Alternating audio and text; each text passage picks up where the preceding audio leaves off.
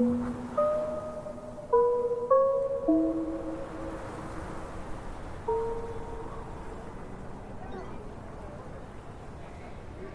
Oh, hello. It's live. Hi. There you are. Hey. Oh. We should face each other in real life. Yes. Okay. Hold on. Hi. Hello, audience in Altspace. Is everyone on Altspace on mute or? Yeah. No, we're the only ones able to talk. Excellent. Hello, Altspace. I'm gonna say a couple things for you all to make sure that you get caught up with our physical audience here in Atlanta, Georgia. We are having a wonderful discussion today about Jack Wilmot, who recently spent a week in VR. I'm Annie Eaton. I am the co-founder of both XR Atlanta, our local meetup group, as well as Futurus, a development studio here in Atlanta. And Jack, if you're ready, we can go ahead and take it away.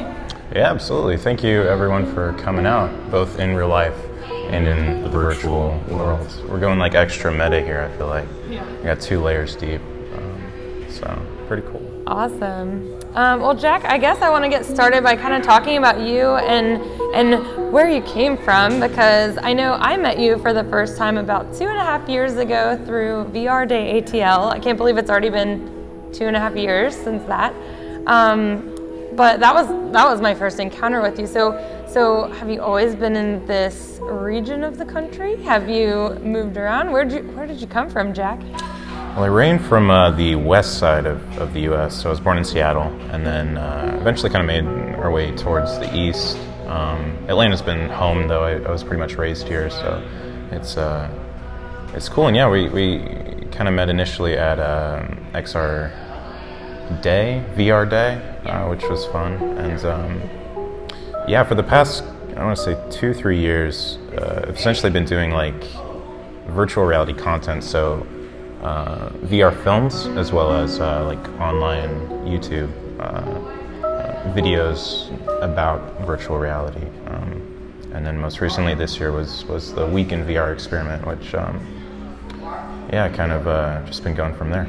Awesome. So what inspired you to do the Week in VR? Why did you decide to take on something that no one had ever done before? Well, initially I saw someone that had done 24 hours in virtual reality, and so immediately the thought came, okay, let's try a week. But it wasn't initially to kind of like, you know, set a record, like, oh, look at me, I spent a week. It's more to see if it could be possible, 1, and then 2 would be to create a documentary in a sense that would introduce this technology to really anyone that wanted to learn about it, right? Because like my grandparents would ask me, like, what are you doing in the headset? Is this another dimension that you're going in? Like, what is this? So I wanted to create like something that was easily watchable, that could explain where the technology is, because I feel like, you know, you, me, everyone in the crowd, they know the potential of this technology and how much it'll change the world, I think. So trying to create something that could show everyone else that as well was really the main goal for the experiment. So when you first made that transition, how did you prepare yourself, and then what was that transition like? I started dieting and doing a healthy regimen and workout. No, I'm just kidding. It was You caught me. I thought you were serious. No, I had the idea for like 3 weeks before, and then it was pretty standard. I mean, thankfully I had most of the headsets just from like working in the VR industry for a minute. So setting it up was pretty simple, and preparation. The main thing was like the mental kind of hurdles. I decided to live stream it like 2 days before, just to create like a document so people could, you know, see that I actually did it. And what that created was kind of like this weird mental block where now I'm being watched 24/7 in my own home, which was kind of weird to get through. And then on top of that, being, you know, bound to the digital space was a trip. Yeah, so you're like a reality TV star now, since you were documented all day, every day. Hopefully not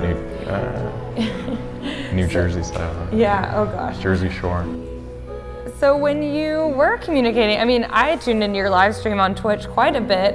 Every day, almost at lunch, my coworkers, you might not have known it was us, but we went and talked to you.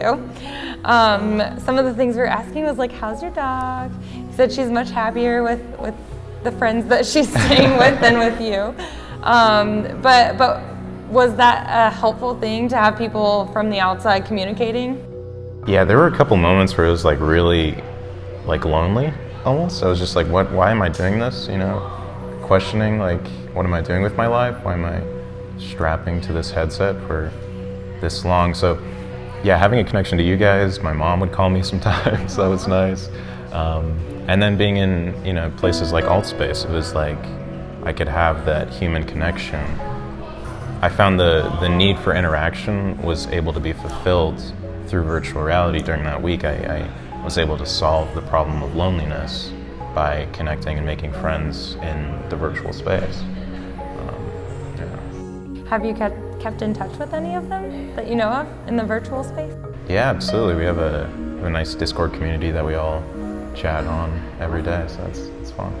Awesome. So what does your grandma think now? You said that she didn't fully understand what you do. Did this help explain it to people who may not have understood your passion?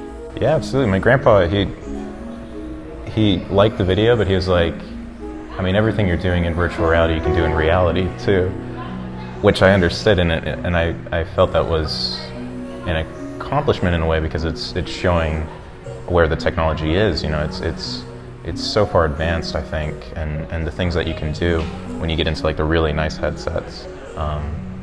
So yeah, it was cool.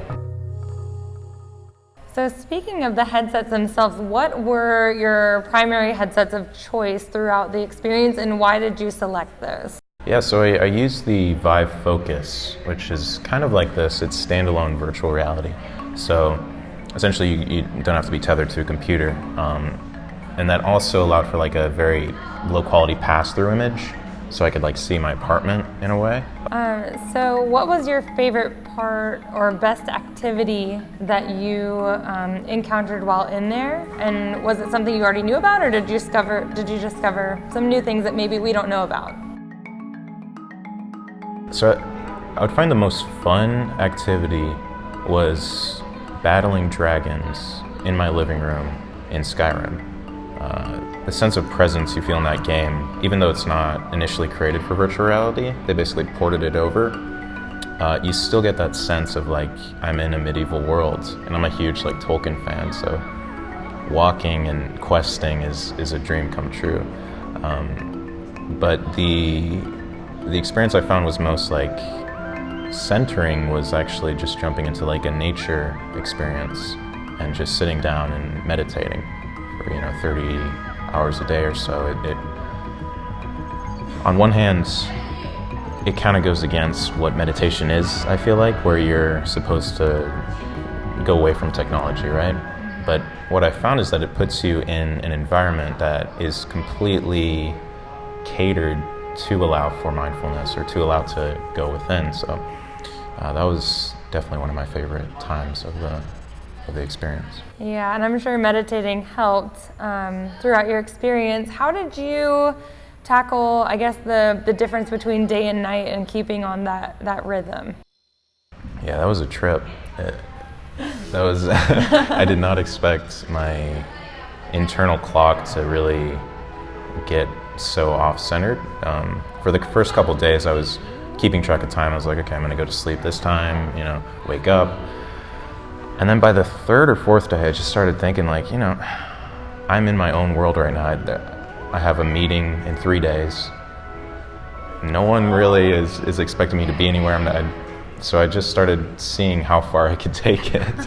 And by the end of the day, I was up for like 48 hours and really not tired. So it was really hard to actually like keep a sense of time. I didn't realize how much we're affected by the sun, light, setting and kind of these natural cues we get from our external environment hasn't been replicated into the virtual space yet. It's still just individual experiences. So I think when we are able to create a centered virtual world that has a day-night cycle, it'd almost be like more natural for us to be able to spend longer periods of time in there and work in there and explore. That's a really interesting thing to think about. So I know that you stayed home most of the time, or the whole time through this process, and that your grandparents or your grandfather said, well, why would you do that if you could do everything in real life? What were the limits? So whether it's something that you typically do in your home or cooking, I don't know, if you just ate Lunchables the whole time, how was that limited?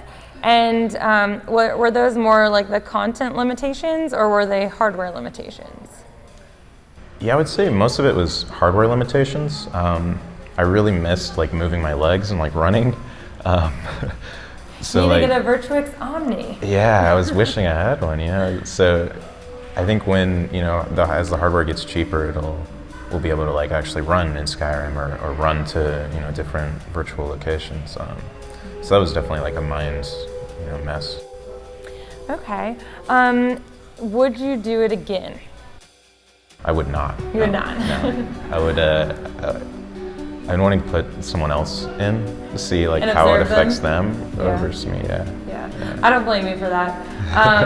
Do you think though that with, I guess, not spending the time straight in VR, but because of this experience, you now understand like how to spend more time in VR? Like longer periods of time in VR? I think it's gonna sound kind of weird, but I trust it a little more, like that it's more stable than I initially thought. Like, I could edit, I could answer emails, I could flow through my day while remaining in the headset using the apps that are available. I was worried that I would be limited by certain things, so it's definitely opened my eyes to like how much I can do, and even looking at design in a different way rather than just through a 2D screen. It's just a constant like kind of update to the way we've been trained to think with 2D screens. So moving on to, I guess, the point at which you exited VR, what were your initial thoughts right when you came out? The FOV, like the field of view, is so nice. Like you and me right now, we're looking through like, almost looks like cardboard tubes, right? Like we have the black side, so just like seeing how great our eyes are at resolution was fantastic. The weirdest thing was like, right now when we move our heads, there's like a little bit of lag, I would say, or it's not, like fully 150, 200 frames per second. So like when I found my eyes got adjusted to that, and like they were used to being at 60 or 90 frames per second, and taking it off, it was like being in like a fluid world. It's really hard to explain, but my eyes were not used to being so fluidly moving. We got a nice guy over here. How's it going, man? How are you? Good to see you. Hi, sorry we can't hear you. He's raising the roof for us. It's bringing the energy. Sorry, what were you saying?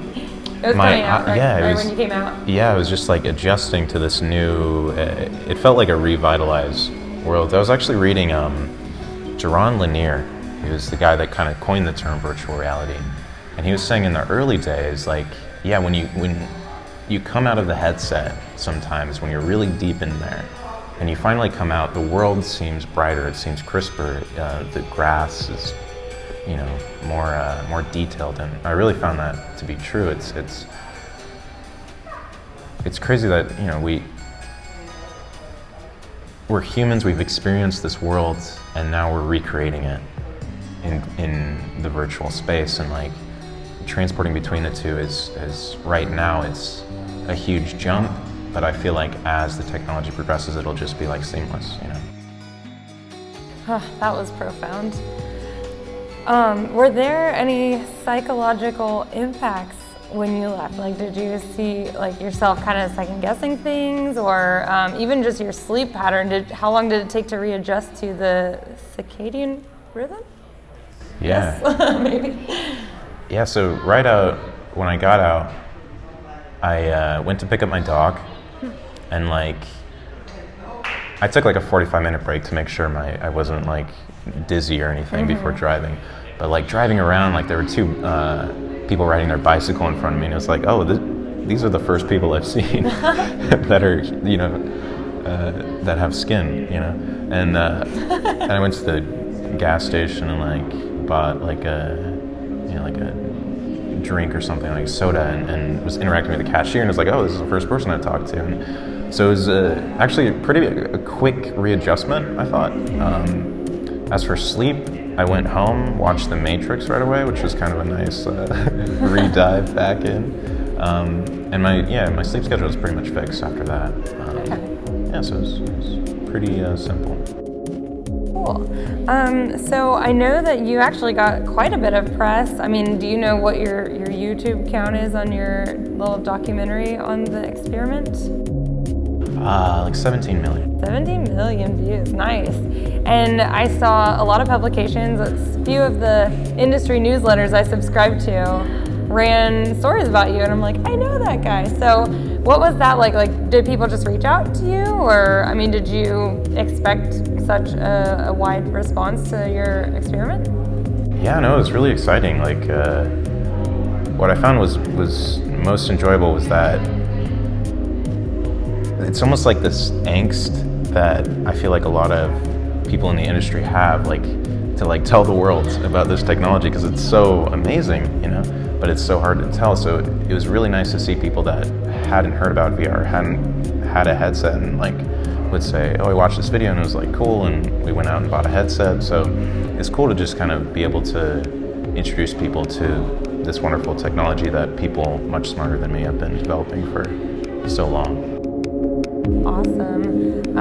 So if we were to move into more of like an oasis, like Ready Player One, where people are living in VR basically. I mean, they're still present in the real world or the physical world, but there's so much more content. What do you think it's going to take? Is it going to be one company to create something like the Oasis, or do you think it's even possible in the next 10, 20 years? Yeah, I've been wondering about that. I think,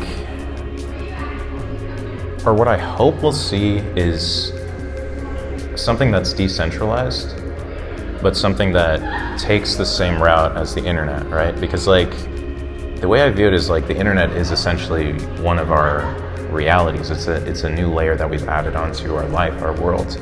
So it's this reality that we interact with and we experience through phones, through screens, through calling and texting. But now we have the chance to actually materialize that layer of reality and enter that layer of reality. So I hope that we'll see some way of entering the internet without it being, locked down onto a company's platform. If that's an optimistic viewpoint, then it may be Google, I would imagine, would be like the top dogs, just because they have all the data, or Facebook. But definitely having like a centralized platform that everyone can go into, that's multiplayer, that's like, we're logging on, let's meet up, would be what I would hope for. So since you spend so much time in so many different programs, I imagine you probably picked up on, I don't know, just maybe some learnings as a user for developers who may be sitting in the room today. Are there any, I guess, either user interface elements or just general usability features that either you would like to see in future products, or that were a challenge when spending so much time in these simulations? Yeah, I think the main thing for me was like making sure the login and the log out of the app was smooth and quick. The thing that was most annoying is, especially being in the headset, like when you click close app, the app should close, or open app, the app should open. And I'm not a huge developer, so I don't really know like what that entitles, but there were a couple apps, where it's like, I feel like the process from the standard home of whatever headset you're on, whether it be Vive or Oculus, to the app should be, very quick and seamless for the user. So we're about halfway into the discussion, and I know we have both people in AltSpace VR as well as physically in the room with us. I want to give them a couple opportunities to answer questions. But before we move to that, I guess I would just like to know, do you have like 3 pieces of information, or it could be less, but 3 things that you want people to either know about your experience or to think about next time they go into VR?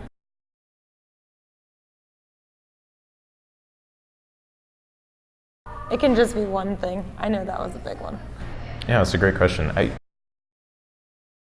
The thing is, like, this technology is so cool, but it also scares me because I know how addictive it can be. Like Fortnite times a million, you know, because you're actually in there.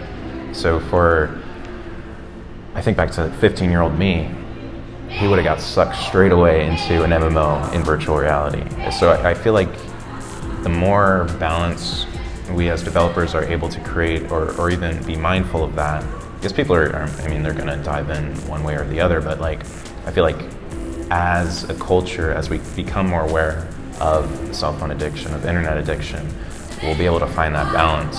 But you know, it's hard. I mean, I feel like my generation, Gen Z, millennials too, like, we're pretty much the first ones to have access to the internet 24/7. So, but we'll figure it out. You know, we're an optimistic species, I feel like. Yeah, excellent. Oh, they give us a clap for that one. Thank you. So I guess Drew Pearson, who is in the physical room with us at Access Replay, is going to be gathering, I guess, picking people since we can't see you. So are there any initial questions in the room before we see if anyone in AltSpace has any questions? Jack, before you answer that, I'm going to repeat it just so the people in AltSpace can hear that. So the question was, before you entered your week in VR, were there any questions that you had for yourself in embarking upon this journey? That's a great question. It was kind of an experiment also to like see in kind of a fictional storyline in my head, but like, okay, 30 years in the future, let's say we can't go outside.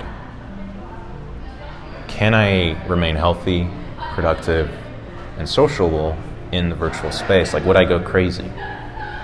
And this is only a week, right? So I don't know how I would fare a month or anyone would fare a year, but it was kind of an exploration into the different layers and the different categories of VR apps, and to see how one could apply that to their day. That's really the only thing I can think of. Okay, thank you. That was a great question. Any others in the room right now? I'm going to try and repeat that one. No, I'm just going to hope I understand what you said. So I believe he was asking if there are any, I guess, features or interfaces of the systems themselves that maybe aren't a problem for a short period of time, but then become apparent or noticeable over a longer period of time when you're in there. Is that right? Okay. Yeah, it's a great question.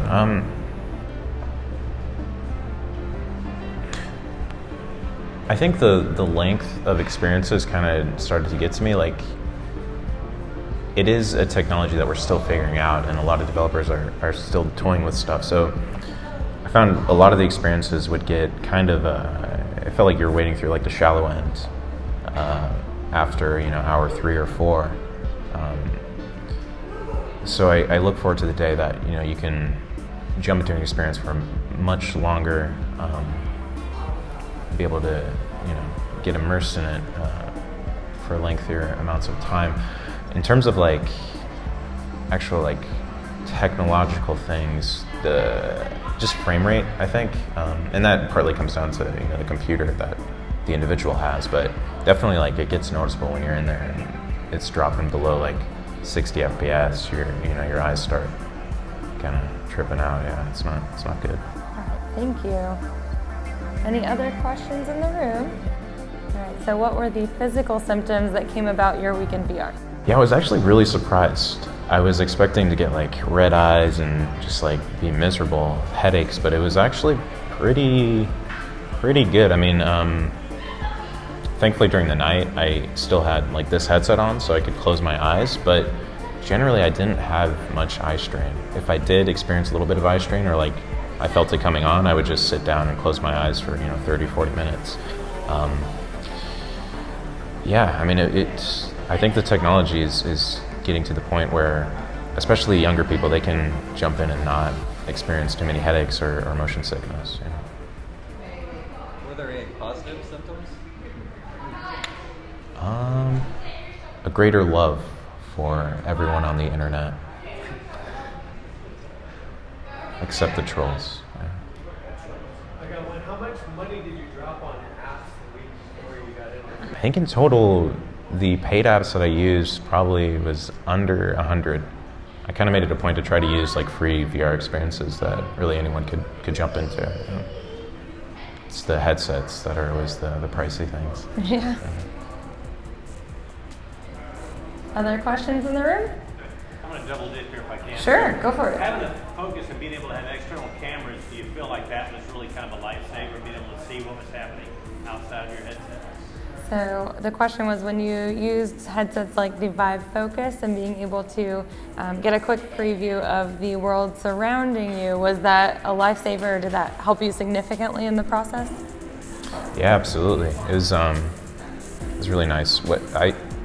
The main reason for, I think, doing that, and what really helped kind of frame the experiment in my head and be able to justify to myself for being able to see my environment, was like, I think in the future we'll be able to just like double tap, and we'll be in like augmented reality and virtual reality. I think the two will be symbiotic with each other. So it's kind of an experiment to like really see, okay, as VR gets more and more integrated into our lives, we'll just be able to tap it. So how does that affect you? So it's super helpful, to be able to see and cook hamburgers in a headset.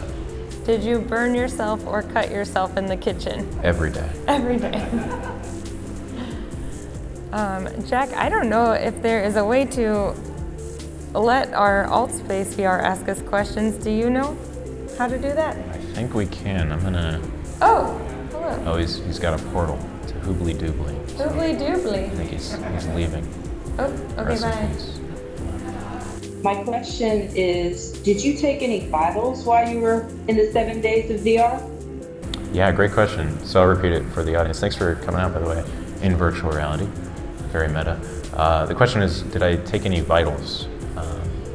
So like health monitors, and I didn't. That was one of the things I wish I did, kind of see some brain readings, even like heart rates and stuff.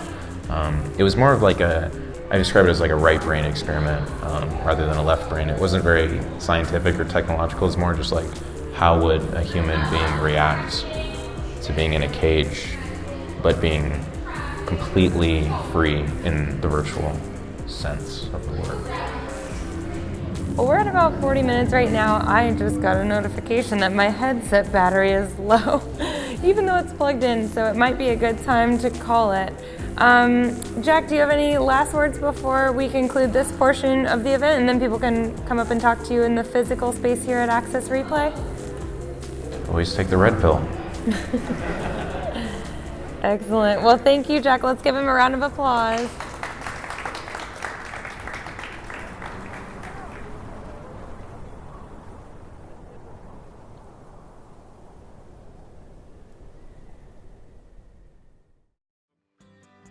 I tend to create a lot of websites, whether it be for business ideas or just plain jokes. Squarespace's platform makes it easy to create a website or domain name in a matter of minutes.